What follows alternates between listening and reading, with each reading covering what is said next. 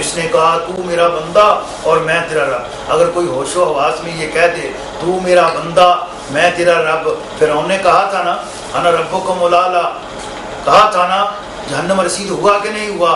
اور اس کی گھر والی آسیہ وہ اللہ پہ ایمان لانے والی تھی, وہ کہاں گئی؟ انا ربکم الاعلی کا دعویٰ کرنے والا جہنم رسید, اور اس کی گھر والی اللہ نے سو جنتوں کا سردار بنا دیا. سبب کیا تھا؟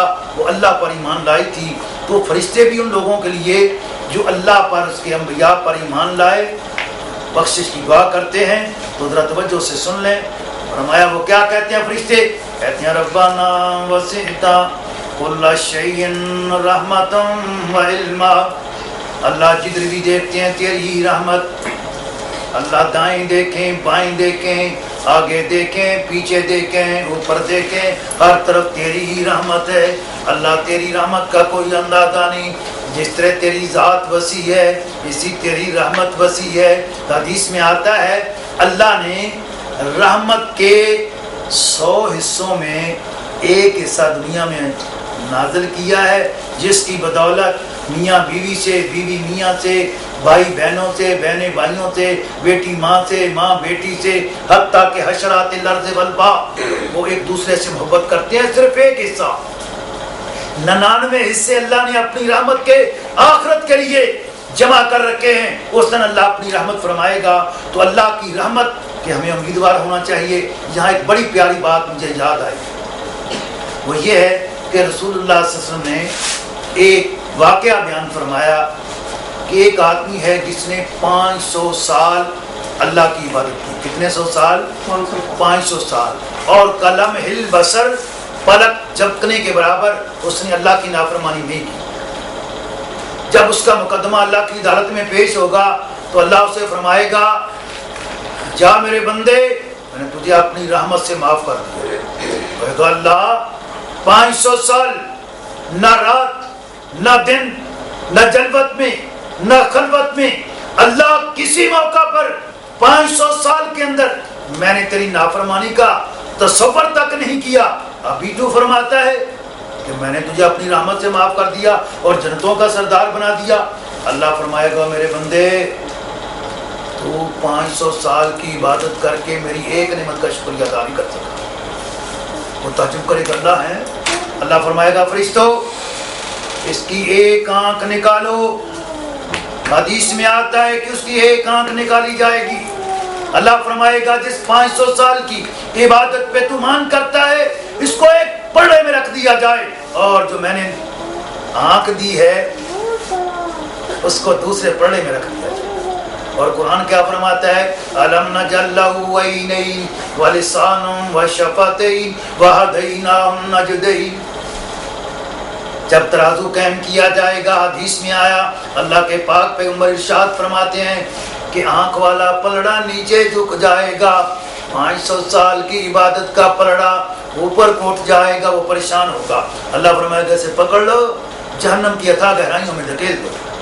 آپ فرشتے پکڑ کے لے جا رہے ہیں, وہ رو رہا ہے یا اللہ مجھے معاف کر دے.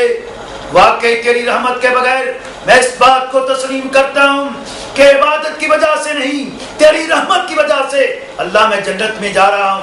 اگر تو نہ بھیجتا تو 500 سال کی عبادت تو ایک نعمت کا بھی نعم البدل نہیں ہے. تو جب اللہ کے نبی نے یہ واقعہ سنایا تو صحابہ اکرام کی ایک میجورٹی ہے, ایک تعداد ہے, جمع غفیر ہے. ان حاضرین میں سے شمع نبوت کا ایک پروانہ اللہ کے پاک پیغمبر سے مخاطب ہو کر کہتا ہے وَلَا أَنْتَ يَا رَسُولَ اللَّهِ, اللہ کے پیغمبر آپ کو تو اللہ نے بڑی شان عطا فرمائی ہے کہ آپ کا بیڑا بھی اللہ کی رحمت کے بغیر پار نہیں ہوگا. جو زبان نبوت سے الفاظ گوہر نجاب لولو مکنون موتی بن کے نکلتے ہیں وہ ذرا سنتے جانا. آپ نے فرمایا والذی نفسی بیدہ, وہ ذات جس کے ہاتھ میں محمد کی جان ہے, اگر اللہ نے میں محمد پر بھی رحمت نہ فرمائی تو اللہ کی رحمت کے بغیر میں محمد کا بیڑا بھی پار نہیں ہوگا. اب آپ خود اندازہ لگا لیں کہ سارا دار و مدار اللہ کی رحمت کے اوپر ہے. میں کہوں میں قرآن پڑھتا ہوں, لکھتا ہوں, یہ کرتا ہوں, وہ میرا بیڑا پار ہوگا نہیں. عبادت پہ مان نہیں کرنا چاہیے. اللہ کی رحمت کے امیدوار ہونا چاہیے. یہ آیت کا مکمل کر دوں میں.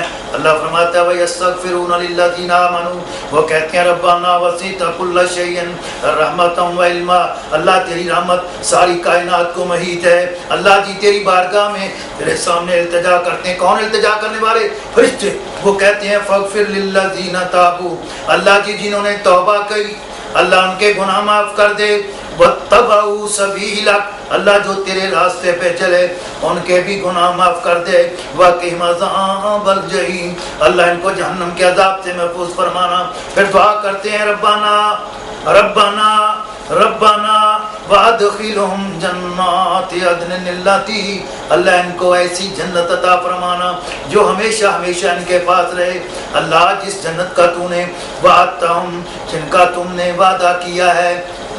کہتے ہیں یا اللہ یہ تو ایمان والوں کے لیے ہے, لیکن جو ہمارے باپ دادے نیک تھے ان کا کیا بنے گا؟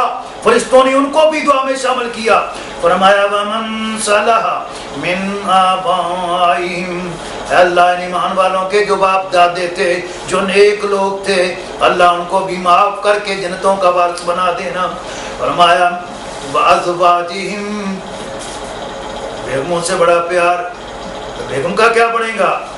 اور فرشتوں سبحان اللہ انہوں نے بیگموں کو بھی ساتھ شامل کر لیا. وہ کہتے ہیں وَأَزْوَاجِهِمْ, اللہ یہ جنت میں جائیں گے, یہ جہنم سے محفوظ رہ جائیں گے تیری رحمت سے. اللہ ان کی بیگموں کو بھی وہیں لے جانا, جنتوں کے اندر لے جانا. یا اللہ ہمارے بچوں کا کیا بنے گا؟ فرشتے کہتے ہیں وَذُرِّيَّاتِهِمْ, یا اللہ ان کی اولادوں کو بھی معاف کر دینا, انہیں بھی جنتوں کا مہمان بنا دینا. اِنَّكَ أَنْتَ الْعَزِيزُ الْحَكِيمُ, اللہ تو ہی غالب حکمت والا ہے. یہ تھا وہ فرشتوں کا ترانہ جس کا میں نے آپ سے وعدہ کیا تھا, وہ میں نے پیش کر دیا ہے. شرط یہ ہے اس ترانے کا مصداق, فرشتوں کی دعا کا مصداق ہم کب بنیں گے؟